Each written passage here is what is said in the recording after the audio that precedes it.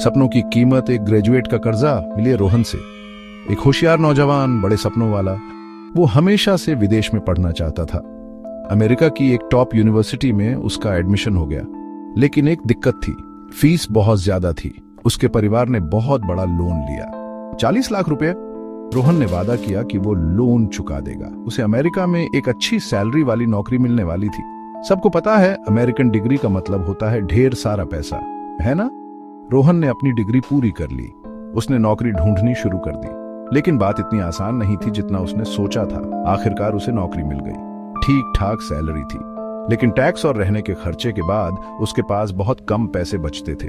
उसकी लोन की EMI 60,000 रुपये प्रति महीना थी। इतनी बड़ी रकम वो कैसे चुकाएगा और कैसे गुजारा करेगा? रोहन घबराने लगा। उसने छोटे मोटे काम करने शुरू कर दिए। उसने हर चीज पर खर्चा कम कर दिया। बहुत तनाव था, वो फंसा हुआ महसूस कर रहा था। क्या यही वो भविष्य था जिसका उसने सपना देखा था? परदेश में मुश्किलें, नौकरी की तलाश और वीजा की जद्दोजहद। रोहन को जल्द ही एहसास हुआ कि वो अकेला नहीं है। कई भारतीय छात्र ऐसी ही परेशानियों का सामना कर रहे थे। नौकरी का बाजार बहुत मुश्किल था। कंपनियां स्थानीय लोगों को नौकरी देना पसंद करती थी। वीजा एक और सिरदर्द था। ग्रेजुएशन के बाद वर्क वीजा मिलना मुश्किल था। कई छात्रों को भारत वापस लौटना पड़ा।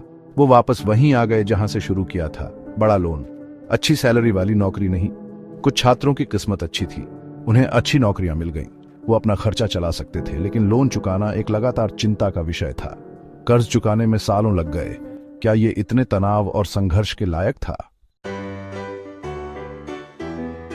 देसी बनाम विदेशी डिग्रियों की कीमत को आंकना।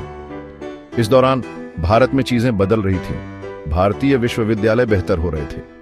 वे अच्छी क्वालिटी की शिक्षा प्रदान कर रहे थे। फीस बहुत कम थी। कंपनियां अब भारतीय संस्थानों से लोगों को नौकरी पर रखने के लिए तैयार थीं। अब देसी डिग्री एक बुरा विकल्प नहीं लग रही थी। हाँ, विदेशी डिग्री का अपना एक अलग ही आकर्षण था। इसने वैश्विक अवसरों के द्वार खोल दिए। लेकिन क्या यह इतनी ज्यादा कीमत के लायक था? क्या यह जोखिम उठाने लायक था? महत्वाकांक्षा की असली कीमत। क्या विदेश में पढ़ाई करना वाकई फायदेमंद है?